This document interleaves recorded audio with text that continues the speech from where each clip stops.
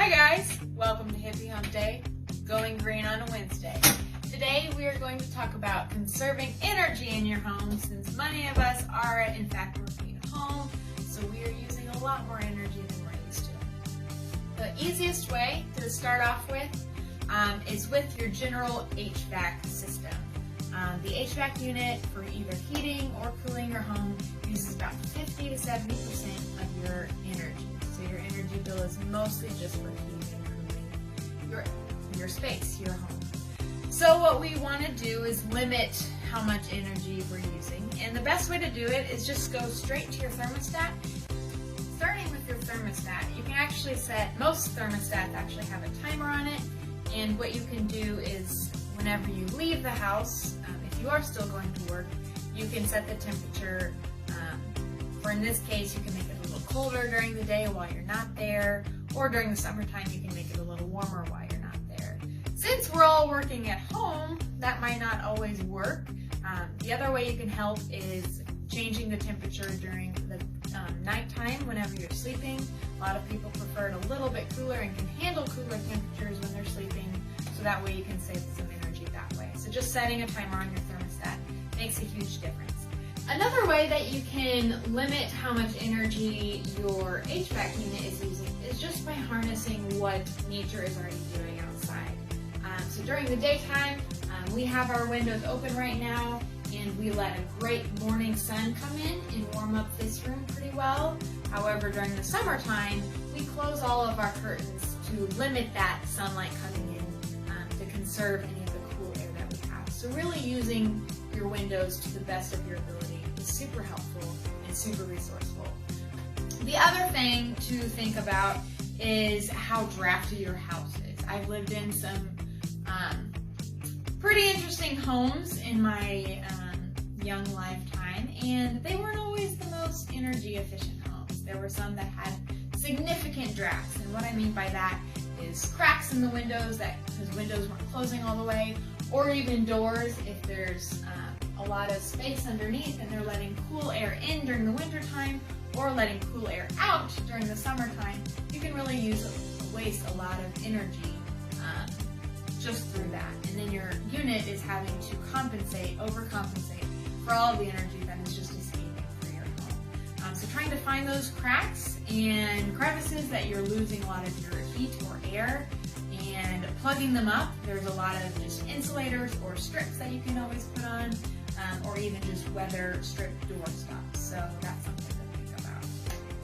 Another silly tip that a lot of people kind of forget about is where you have your vents and what you have in front of your vents. So we have central heating and air, and so our heating and air, hopefully you can see the dog hair. Don't show the hair. Don't show the dog hair. We had to arrange our furniture here in our living room to make sure that we didn't have this covered, because if we had our couch over this, we would be losing basically all of our heat and all of our air conditioning that was coming to our living room. So really think about what you do have put in front of your vents, and because you're not receiving that heat or air that it's producing. So good thing to keep in mind. Well, the time has come that you are seeing my dirty kitchen. And it's not just dirty because I'm a slob. That's part of it. But I was just cooking, so I'm just warning you.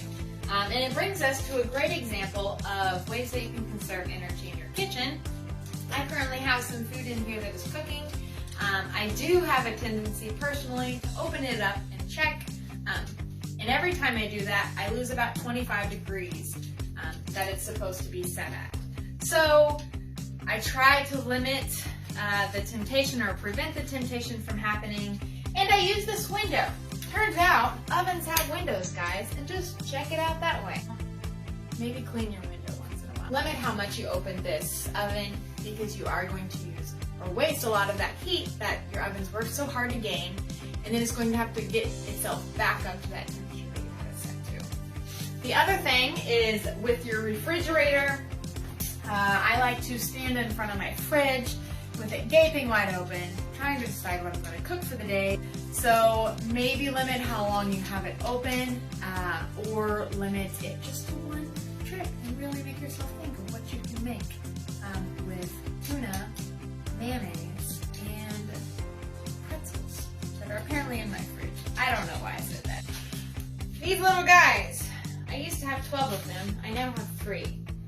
But if you do have any of these, or don't and are wondering what the heck they are, these are wool dryer balls, and I put them in my dryer to help dry my clothes. It uses less time if I have more of these in it because it helps absorb that moisture and dry out my clothes quicker. So if you're looking for something to help limit how much your dryer is running, these are a great way.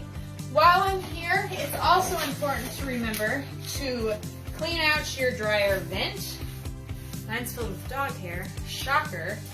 And clean these out once in a while, because if you don't have this opening, the air's not able to flow as well, and you're making your dryer run significantly more and harder than it has to. So the last thing to think about in this room is your air filter. I just talked about the air filter for your dryer. Our HVAC units also have an air filter. And again, the more these are clogged up with dirt and grime and dust, the harder your unit has to work. So that's why it's recommended to change them regularly. The recommendation, I think, on average is about 3 months. And it could change.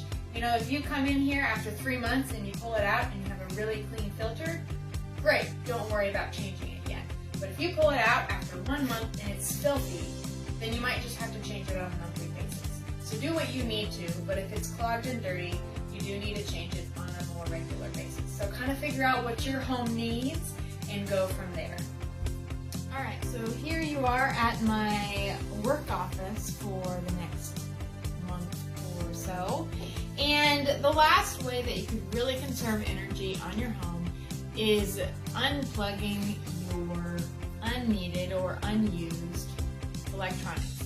Now, we all have heard that before, I'm sure, and it's honestly hard. I understand it's hard to do. We have so many things. An average household has about 40 electronics that are plugged in that they're not even using, and you do lose about 10% of energy just from these, what is called like phantom energy. So it really is important. It will save you a lot of money in the long run unplugging these. There's a couple ways that you can do it. I have started to put a lot of my unnecessary electronics on a power strip, not only because I use every single one of them, but then at the end of the night, I can just unplug these, no harm, no foul. My refrigerator, I kept on the bottom one, and I leave that obviously on. But things that you aren't using during the middle of the night, you can just come by and unplug it.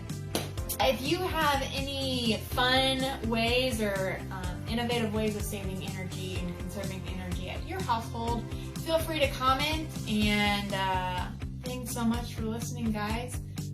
I'm Shelby with the Warwick County Soil and Water Conservation District. Thanks again so much for watching Quarantine Conservation.